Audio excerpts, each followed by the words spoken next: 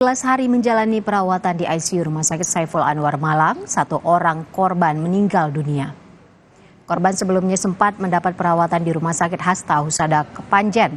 Kondisi korban yang tidak stabil dan terus menurun, kemudian dirujuk ke ruang ICU RSSA Malang. Saat perawatan, korban terus dibantu dengan alat bantu pernapasan. Dokter menyebut pria 17 tahun ini mengalami beberapa luka di kepala dan tulang dada. Hingga kini total korban tewas tragedi Kanjuruhan menjadi 134 orang.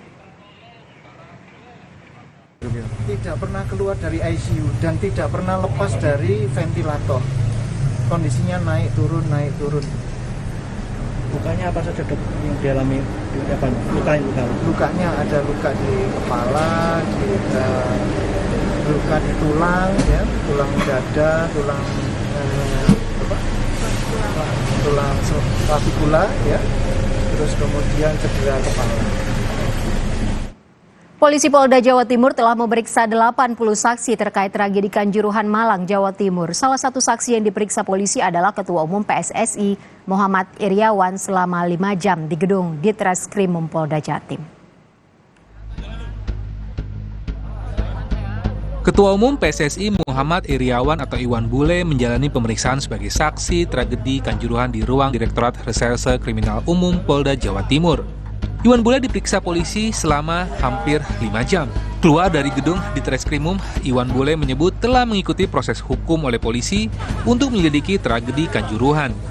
Hari ini saya telah mengikuti atau melaksanakan pemanggilan di Polda Jawa Timur, menghadiri. Alhamdulillah telah selesai pemeriksaan.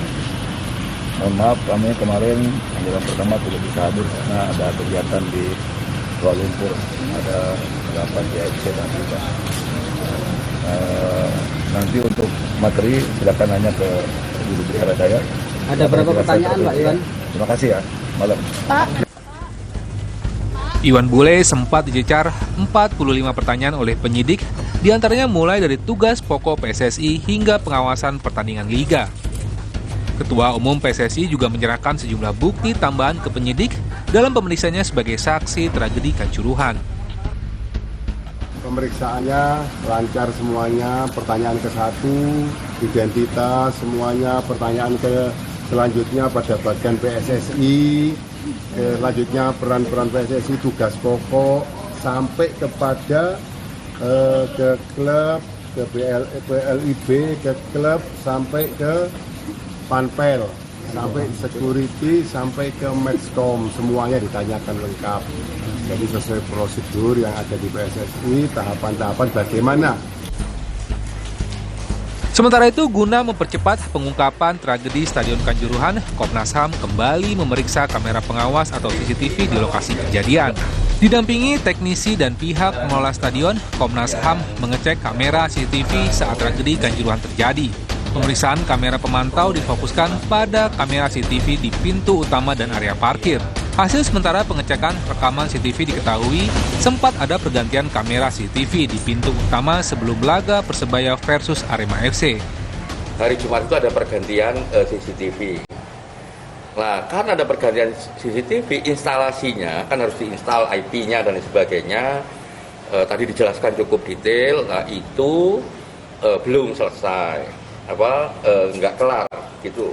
Dia hanya menginstal karena laptopnya blank dan sebagainya, lupa. Nah, sampai pada akhirnya pas hari H itu sebanyak 134 orang meninggal dunia dan ratusan lainnya luka-luka saat tragedi Stadion Kanjuruhan usai Arema FC menjamu Persebaya Surabaya pada 1 Oktober lalu. Hingga kini sudah ada 80 orang saksi yang diperiksa polisi sebagai saksi tragedi Kanjuruhan. 6 orang telah ditetapkan sebagai tersangka. Tim Liputan, Kompas TV.